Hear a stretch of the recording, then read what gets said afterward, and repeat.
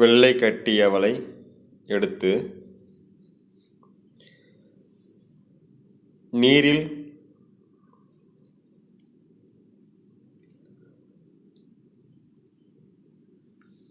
போட்டு அதனை நன்கு அலச வேண்டும். அலசிக்குங்க.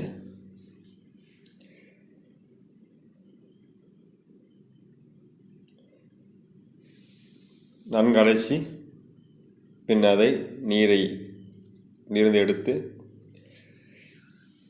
ஒரு கிண்ணத்தில் அதை உலர விட்டுக் கொள்ளுங்கள். ஒரு 10 நிமிடம் அது ஊறவிட்டால் அது ஒரு சோறு பதத்தில் அது உங்களுக்கு கிடைக்க தொடங்கிவிடும். பின்பு பீட்ரூட் துருவலை போடுங்கள். நன்கு அதை கிளறிவிட்ட பின்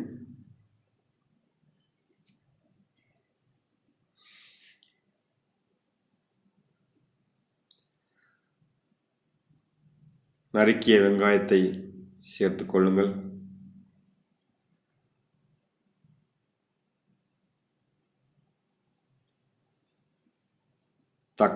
நறுக்கிய தக்காளி,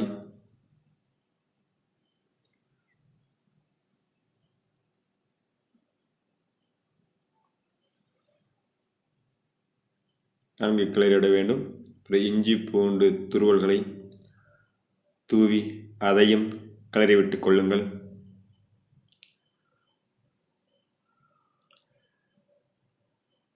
ஊற வைத்து முளை கட்டிய பச்சை பட்டாணியையும் சேர்த்து கிளறிவிடுங்கள்.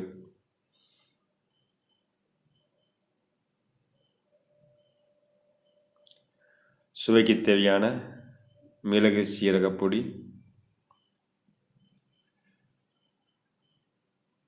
மஞ்சள் பொடி,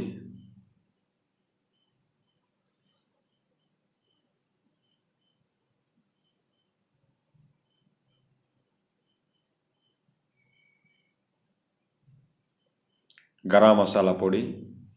இது உங்களுக்கு சமைக்கும்போது இந்த அளவுக்கு எவ்வளோ போடணுங்கிறது நீங்கள் உங்கள் சமையல் பழக்கப்பட்ட அளவை போட்டுக்கொள்ளலாம்.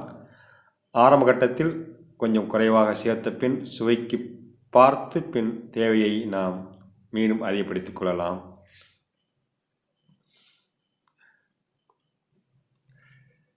இப்போ சுவைக்கு தேவையான மிளகு சீரக பொடி, கரம் மசாலா எல்லாம் போட்ட பின் உப்பு சேர்த்த பின் நெய்யும் சேர்த்து, நெய் 1 டீஸ்பூன் அளவும் தேங்காய் 1 டீஸ்பூன் அளவும் சேர்த்து கிளறி விட்டு கொள்ளுங்கள். பின் தேங்காய் துருவலை சேர்த்து நன்கு கிளறி விடவும்.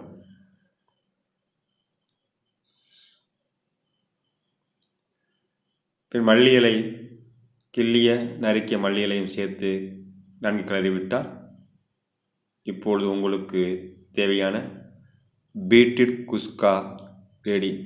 இவை ஒரு 10 நிமிடம் ஊறவிட்டால் அதோடைய எல்லா பக்கமும் சேர்ந்து சுவையான ஒரு பீட்ரூட் இயற்கையான அடுப்பில்லா சமையல் பீட்ரூட் குஸ்கா உங்களுக்கு கிடைக்கும்.